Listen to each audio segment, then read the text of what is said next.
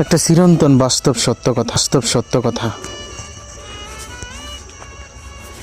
একটা চিরন্তন বাস্তব সত্য কথা। বেশি আদরে সন্তান নষ্ট, বেশি নুনে তরকারি নষ্ট, বেশি অহংকারে মানুষ নষ্ট, বেশি সন্দেহে সম্পর্ক নষ্ট, বেশি নেতায় দেশ নষ্ট, বেশি লোভে জীবন নষ্ট, বেশি মশলায় স্বাদ নষ্ট।